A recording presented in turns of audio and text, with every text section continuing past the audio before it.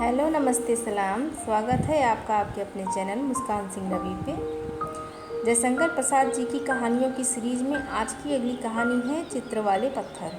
कहानी शुरू करने से पहले यदि आप मेरे चैनल पर नए हो तो मेरे चैनल को सब्सक्राइब कर लें, बेल आइकन को प्रेस कर लें, जिससे कि मेरे चैनल पर आने वाले वीडियो की नोटिफिकेशन सबसे पहले आपको मिल सके। आइए शुरू करते हैं आज की अपनी कहानी चित्र वाले पत्थर। मैं संगम हाल का कर्मचारी था। उन दिनों मुझे विंध्यशैल माला के एक उजाड़ स्थान में सरकारी काम से जाना पड़ा। भयानक वनखंड के बीच पहाड़ी से हटकर एक छोटी सी डाक बंगलिया थी। मैं उसी में ठहरा था। वहीं की एक पहाड़ी में एक प्रकार का रंगीन पत्थर निकला था। मैं उनकी जांच करने और तब तक पत्थर की कटाई बंद करने के लिए वहां गया था।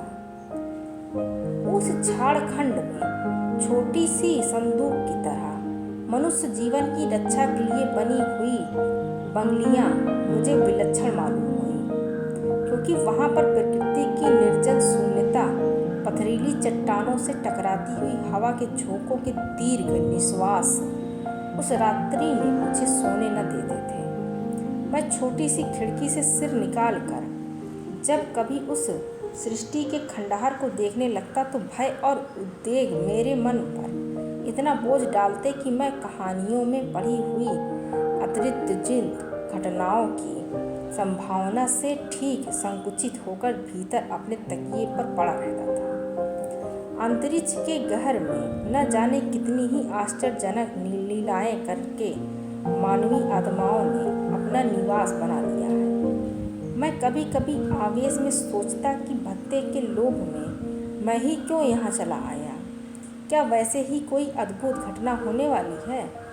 मैं फिर जब अपने साथी नौकर की ओर देखता तो मुझे साहस हो जाता और क्षण भर के लिए स्वस्थ होकर नींद को बुलाने लगता, किंतु कहाँ, वह तो सपना हो रही थी। रात कट गई। मुझे कुछ झपकी आने लगी। किसी ने बाहर से खटखटाया और मैं घबरा उठा। खिड़की खुली हुई थी। पूरब की पहाड़ी के ऊपर आकाश में लाली फैल रही थी। मैं निडर होकर बोला, कौन है? इधर खिड़की के पास आओ। जो व्यक्ति मेरे पास आया उसे देखकर मैं दंग रह गया। कभी वह सुंदर रहा होगा, किंतु आज तो उसके अंग अंग से, मुंह की एक एक रेखा से उदासीनता और क्रूरता टपक रही थी। आंखें गड्ढे में जलते हुए अंगारे की तरह धधक रही थी। उसने कहा, मुझे कुछ खिलाओ। मैंने मन ही मन सोचा कि यह आपत्ति कहाँ से आई, वह भी रात बीत जाने पर। मैंने कहा, भले आदमी, तुमको इतने सवेरे भूख लग गई? उसकी दाढ़ी और मूंछों के भीतर छिपी हुई दांतों की पंक्ति रगड़ उठी। वह हंसी थी या थी किसी कोने की मर्मांतक पीड़ा की अभिव्यक्ति, कह नहीं सकता। वह कहने लगा, व्यवहार कुशल मनुष्य संसार के भय से उसकी रक्षा के लिए बहुत से थोड़े से उत्पन्न होते हैं। वे भूख पर संदेह करते हैं। एक पैसा देने के साथ नौकर से कह देते हैं, देखो इसे चना दिला देना। वह समझते हैं एक पैसे की मलाई से पेट न भरेगा। तुम ऐसे ही व्यवहार कुशल मनुष्य हो। जानते हो कि भूखे को कब भूख लगनी चाहिए। जब तुम्हारी मनुष्यता स्वांग बनाती है तो अपने पशु पर देवता की खाल चढ़ा देती है और स्वयं दूर खड़ी हो जाती है। मैंने सोचा कि यह दार्शनिक भिखमंगा है और कहा, अच्छा बाहर बैठो।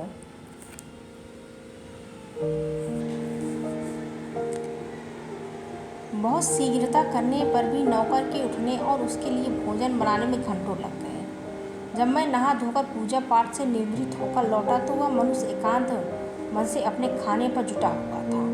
अब मैं उसकी प्रतीक्षा करने लगा। वह भोजन समाप्त करके जब मेरे पास आया तो मैंने पूछा, तुम यहाँ क्या कर रहे थे? उसने स्थिर दृष्टि से एक बार मेरी ओर देखकर कहा, बस इतना ही पूछिएगा या और भी कुछ? मुझे हंसी आ गई। मैंने कहा, मुझे अभी 2 घंटे का अवसर है, तुम जो कुछ कहना चाहो कहो, वह कहने लगा। मेरे जीवन में उस दिन अनुभूतिमय सरसता का संचार हुआ। मेरी छाती में कुसुमाकर की वनस्थली अंकुरित, पल्लवित, कुसुमित होकर सौरभ का प्रसार करने लगी। ब्याह के निमंत्रण में मैंने देखा उसे, जिसे देखने के लिए ही मेरा जन्म हुआ था। वह थी मंगला की यौवनमयी उषा। सारा संसार उन कपोलों की अरुणिमा की गुलाबी छटा के नीचे मधुर विश्राम करने लगा।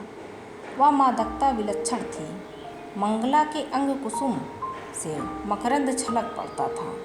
मेरी धवल आंखें उसे देखकर ही गुलाबी होने लगी। ब्याह की भीड़ भाड़ में इस ओर ध्यान देने की किसको आवश्यकता थी, किंतु हम दोनों को भी दूसरी ओर देखने का अवकाश नहीं था।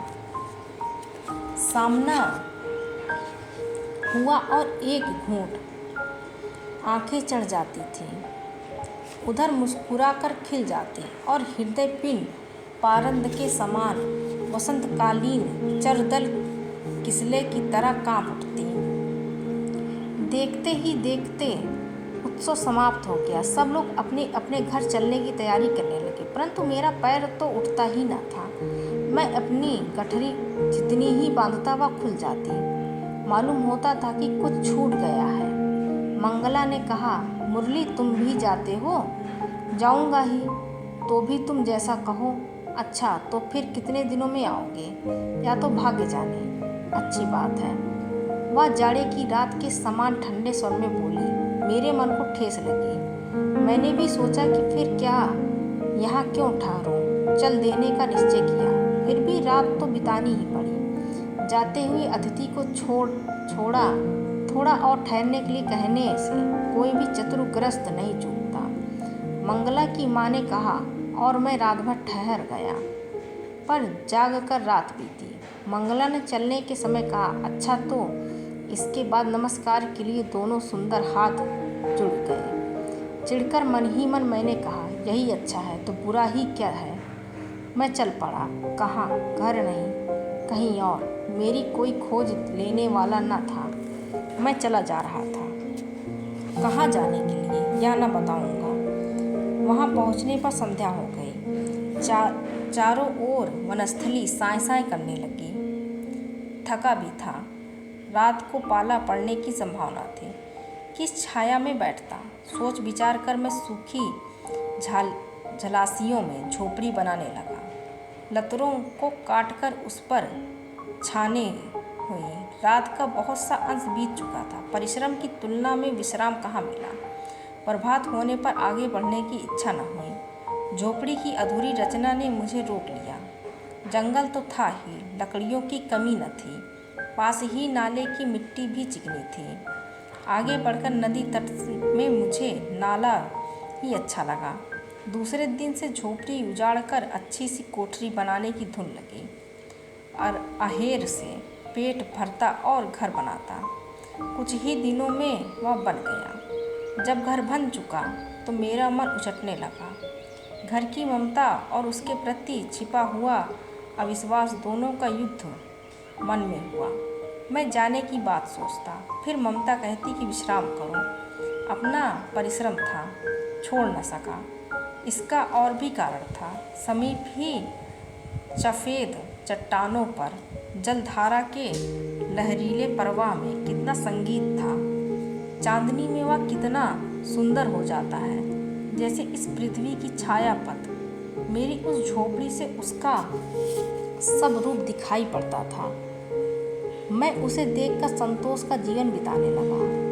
वह मेरे जीवन के सब रहस्यों की प्रतिमा थी। कभी उसे मैं आंसू की धारा समझता, जिसे निराश प्रेमी अपने आराध्य की कठोर छाती पर व्यर्थ लुढ़काता हो। कभी उसे अपने जीवन की तरह निर्मम संसार की कठोरता पर छटपटाते हुए देखता। दूसरे का दुख देखकर मनुष्य को संतोष होता है। मैं भी वहीं पड़ा जीवन बिताने लगा। कभी सोचता कि मैं क्यों पागल हो गया। उस स्त्री के सौंदर्य ने क्यों अपना प्रभाव मेरे हृदय पर जमा लिया। विधवा मंगला वह गरल है या अमृत? अमृत है तो उसमें इतनी ज्वाला क्यों है? ज्वाला है तो मैं जल क्यों नहीं जग गया? यौवन का विनोद, सौंदर्य की भ्रांति, वह क्या है? मेरा यही स्वाध्याय हो गया।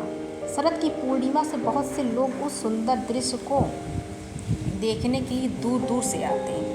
युवती और युवकों के रहस्य लाभ करते हुए जोड़े, मित्रों की मंडलियां, परिवारों का दल, उनके आनंद कोलाहल को मैं उदास होकर देखता।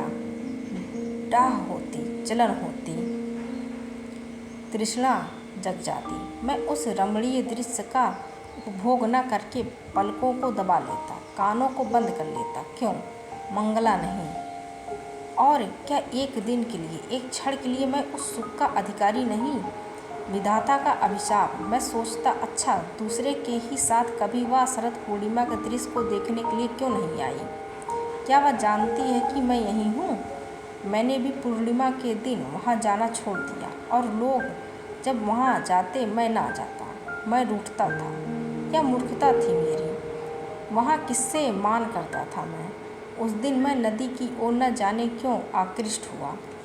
मेरी नींद खुल गई थी। चांदनी रात का सवेरा था। अभी चंद्रमा में फीका प्रकाश था। मैं वनस्थली की रहस्यमयी छाया को देखता हुआ नाले के किनारे किनारे चलने लगा। नदी के संगम पर पहुंचकर सहसा एक जगह रुक गया। देखा कि वहां पर एक स्त्री और पुरुष शिला पर सो रहे हैं। वहां तक तो घूमने वाले आते नहीं। मुझे कुतूहल हुआ। मैं वहीं स्नान करने के बहाने रुक गया। आलोक की किरणों से आंखें खुल गईं। स्त्री ने गर्दन घुमाकर धारा की ओर देखा। मैं सन्न रह गया। उसकी धोती साधारण और मैली थी। सिरहने एक छोटी सी पोटली थी। पुरुष अभी सो रहा था।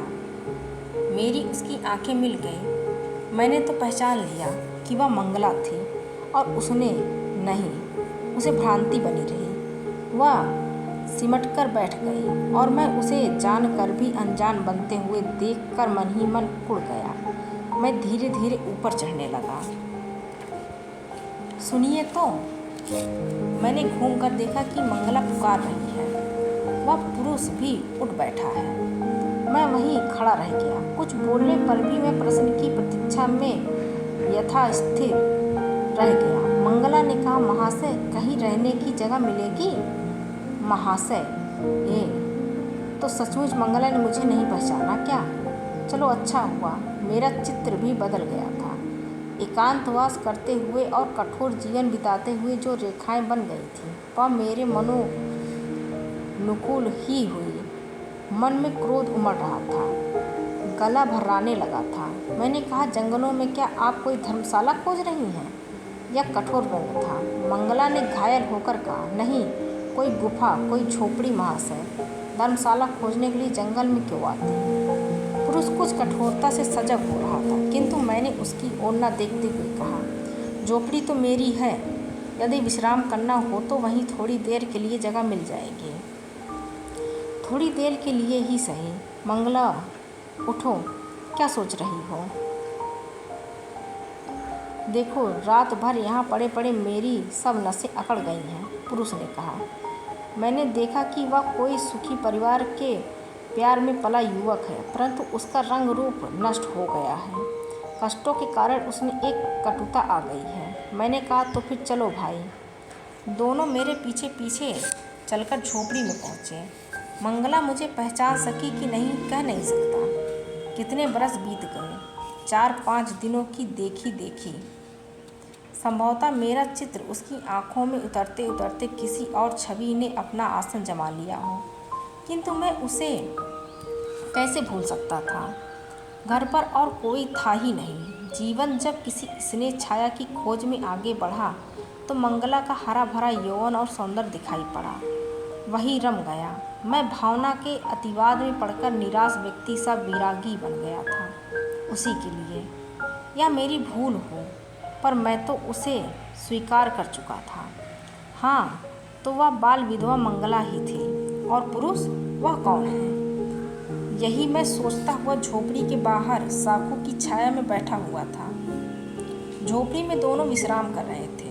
उन लोगों ने नहा धोकर कुछ जल पीकर सोना आरंभ किया।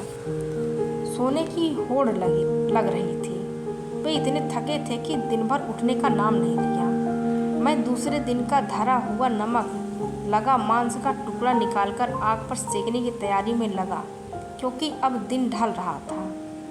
मैं अपने तीर से आज एक पक्षी मार सका था। सोचा कि ये लोग भी कुछ मांग बैठे तब क्या दूंगा। मन में तो रोष की मात्रा कुछ न थी, फिर भी वह मंगला थी ना। कभी जो भूले भटके पथिक उधर से आ निकले, उनसे नमक और आटा मिल जाता था।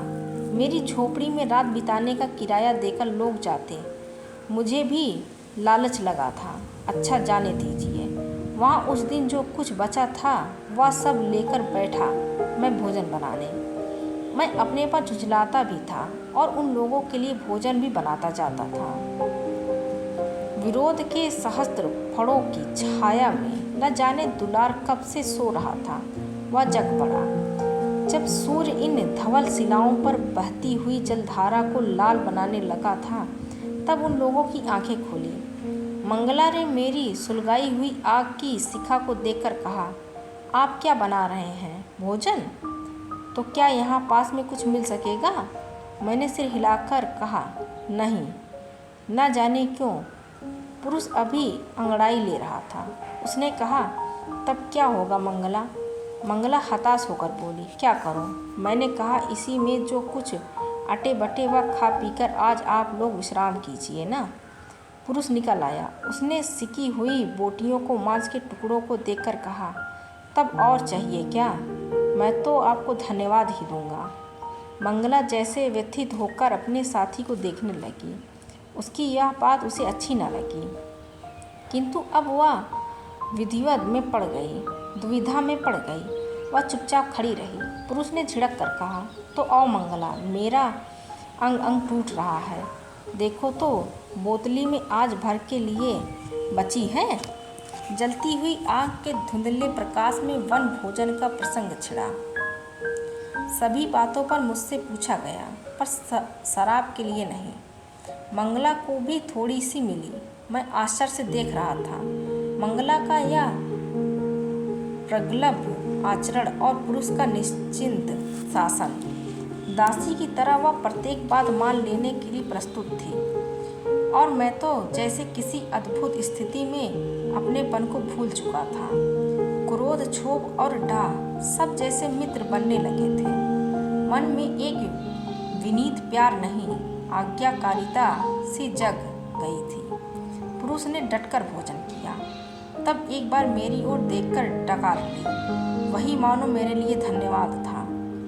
मैं कुड़ता हुआ भी वही साखू के नीचे आसन लगाने की बात सोचने लगा, और पुरुष के साथ मंगला गहरी अंधियारी होने के पहले ही झोपड़ी में चली गई। मैं बुझती हुई आग को सुलगाने लगा। मन ही मन सोच रहा था, कल ही इन लोगों को यहाँ से चले जाना चाहिए, नहीं तो फिर नींद आ चली। रजनी की निस्तब्धता टकराती हुई लहरों का कलनाद विस्मृत में गीत की तरह कानों में गूंजने लगी। दूसरे दिन मुझ में कोई कटुता का नाम नहीं, झिड़कने का साहस नहीं। आज्ञाकारी दास के समान मैं सविनय उसके सामने खड़ा हुआ। महाशय, कई मील तो जाना पड़ेगा, परंतु थोड़ा सा कष्ट कीजिए ना, कुछ सामान खरीद लाइए आज। मंगला को अधिक कहने का अवसर न देकर मैं उसके हाथ से रुपए लेकर चल पड़ा। मुझे नौकर बनने में सुख प्रतीत हुआ, और लीजिए, मैं उसी दिन से उसके आज्ञाकारी वृत्त की तरह आहेर कर लाता, मछली मारता, एक नाव पर जाकर दूर बाजार से आवश्यक सामग्री खरीद लाता। हाँ, उस पुरुष को मदिरा नित्य चाहिए, मैं उसका भी प्रबंध करता, और यह सब प्रसन्नता के साथ। मनुष्य को जीवन में कुछ न कुछ काम करना चाहिए। वह मुझे मिल गया था। मैंने देखते ही देखते एक छोटा सा छप्पड़ अलग डाल दिया। प्याज, मेवा, जंगली शहद और फल फूल सब जुटाता रहता। यह मेरा परिवर्तन निर्लिप्त भाव से मेरी आत्मा ने ग्रहण कर लिया। मंगला की उपासना थी। कई महीने बीत गए, किंतु छविनाथ यही उस पुरुष का नाम था। वो भोजन करके मदिरा पिए पड़े रहने के अतिरिक्त कोई काम नहीं। मंगला की गांठ खाली हो चली। जो 10-20 रुपए थे वह सब खर्च हो गए, परंतु छविनाथ की आनंद निद्रा टूटी नहीं। वह निरंकुश स्वच्छ पान भोजन में संतुष्ट व्यक्ति था। मंगला इधर कई दिनों से घबराई हुई दिखती थी, परंतु मैं चुपचाप अपनी उपासना में नित था। एक सुंदर चांदनी रात थी। सर्दी पड़ने लगी थी। वनस्थली सन्न सन्न कर रही थी। मैं अपने छप्पर के नीचे दूर आने वाली नदी का कलनाद सुन रहा था। मंगला सामने आकर खड़ी हो गई। मैं चौंक उठा। उसने कहा, मुरली, बोलते क्यों नहीं? मैं फिर भी चुप रहा। ओह, तुम समझते हो कि मैं तुम्हें नहीं पहचानती? या तुम्हारे बाएं गाल पर जो दाढ़ी के पास चोट है वह तुमको पहचानने से मुझे वंचित कर ले? ऐसा नहीं हो सकता। तुम मुरली हो ना? बोलो। हाँ, मुझसे कहते ही बना। अच्छा तो सुनो, मैं इस पशु से ऊब गई हूँ और अब मेरे पास कुछ नहीं बचा। जो कुछ लेकर मैं घर से चली थी वह सब खर्च हो गया। तब मैं विरक्त होकर कहा, यही कि मुझे यहाँ से ले चलो। वह जितनी शराब थी सब पीकर आज बेसुध सा है। मैं तुमको इतने दिनों तक भी पहचान कर क्यों नहीं भूली, जानते हो? नहीं, तुम्हारी परीक्षा ले रही थी। मुझे विश्वास हो गया कि तुम मेरे सच्चे चाहने वाले हो। इसकी भी परीक्षा कर ली थी तुमने? मैंने व्यंग से कहा। उसे भूल जाओ, वह सब बड़ी दुखद कथा है। मैं किस तरह घरवालों की सहायता से इसके साथ भागने के लिए बाध्य हुई, उसे सुनकर क्या करोगे? चलो, मैं अभी चलना चाहती हूँ। स्त्री जीवन की भूख कब जग जाती है इसको कोई नहीं जानता। जान लेने पर तो उसको बहाली देना असंभव है। उसी क्षण को पकड़ना पुरुषार्थ है। भयानक स्त्री। मेरा सिर चकराने लगा। मैंने कहा, आज तो मेरे पैरों में पीड़ा है, मैं उठ नहीं सकता। उसने मेरा पैर पकड़कर कहा, कहाँ दुखता है? लाओ मैं दबा दूँ। मेरे शरीर में बिजली सी दौड़ गई। पैर खींचकर कहा, नहीं नहीं, तुम जाओ, सो रहो, कल देखा जाएगा। तुम डरते हो ना? यह कहकर उसने कमर में से छुरा निकाल लिया। मैंने कहा, यह क्या? अभी झगड़ा छुड़ाए देती हूँ। यह कहकर झोपड़ी की ओर चली। मैंने लपक कर उसका हाथ पकड़ लिया और कहा, आज ठहरो, मुझे सोच लेने दो। सोच लो, कहकर छुरा कमर में रख वह झोपड़ी में चली गई। मैं हवाई हिंडोले पर चक्कर खाने लगा। स्त्री, यह स्त्री है, यही मंगला है, मेरे प्यार की अमूल्य निधि। मैं कैसा भूखा, मैं कैसा मूर्ख था। मेरी आंखों में नींद नहीं। सवेरे होने के पहले ही जब दोनों सो रहे थे, मैं अपने पथ पर दूर भागा जा रहा था। कई बरस के बाद जब मेरा मन उस भावना को भुला चुका था, तो धुली हुई शिला के समान स्वच्छ हो गया। मैं उसी पथ से लौटा। नाले के पास नदी की धारा के समीप खड़ा होकर देखने लगा। वह अभी उसी तरह शिला साए पर छटपटा रही थी। हाँ, कुछ व्याकुलता बरसी गई थी। वहाँ बहुत से पत्थर के छोटे छोटे टुकड़े लुढ़कते हुए दिखाई पड़े, जो घिसकर अनेक आकृति धारण कर चुके थे। स्रोत से कुछ ऐसा परिवर्तन हुआ होगा। उनमें रंगीन चित्रों की छाया दिखाई पड़ी। मैंने कुछ बटोरकर उनकी विचित्रता देखी, कुछ पास भी रख लिए, फिर ऊपर चला। अकस्मात वहीं पर जा पहुंचा जहाँ पर मेरी झोपड़ी थी। उसकी सब कड़ियाँ बिखर गई थी। एक लकड़ी के टुकड़े पर लोहे की नोक से लिखा था, देवता छाया बना देते हैं, मनुष्य उसमें रहता है और मुझसी राक्षसी उसमें आश्रय पाकर भी उसे उजाड़ कर ही फेंकती है। क्या यह मंगला का लिखा हुआ है? क्षण भर के लिए सब बातें स्मरण हो आई। मैं नाले में उतरने लगा। वहीं पर यह पत्थर मिला। देखते हैं ना बाबूजी, इतना कहकर मुरली ने एक बड़ा सा और कुछ छोटे छोटे पत्थर सामने रख दिए। वह फिर कहने लगा, इसे घिसकर और भी सा किए जाने पर वही चित्र दिखाई दे रहा है। एक स्त्री की धुंधली आकृति राक्षसी सी। यह देखिए, छुरा है हाथ में और वह साखू का पेड़ है और यह मैं हूँ। थोड़ा शाही मेरे शरीर का भाग इसमें आ सकता है। यह मेरे जीवन का आंशिक चित्र है। मनुष्य का हृदय न जाने किस सामग्री से बना है।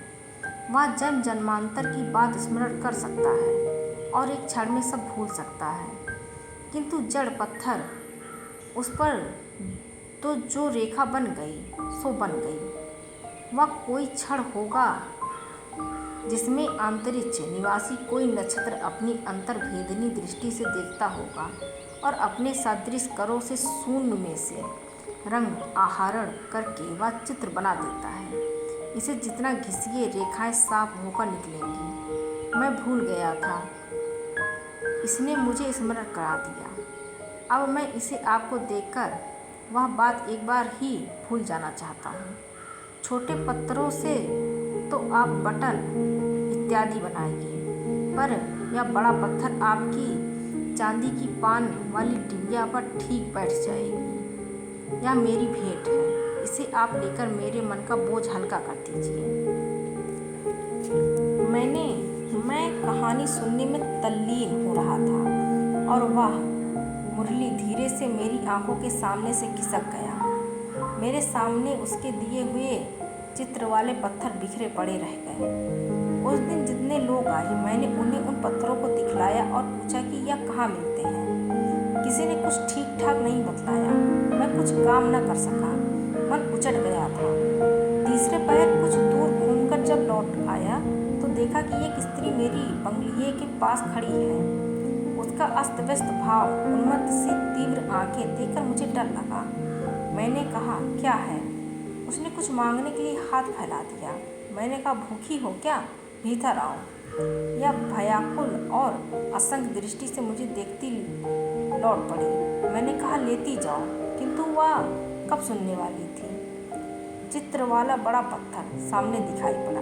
मुझे तुरंत ही स्त्री की आकृति का ध्यान हुआ, किंतु जब तक उसे खोजने के लिए नौकर जाए, वह पहाड़ियों की संध्या में उदास छाया में छिप गई थी। आज की कहानी बस इतनी सी। मिलते हैं अगली किसी कहानी के साथ। Thank you for watching and don't forget to subscribe. Thank you.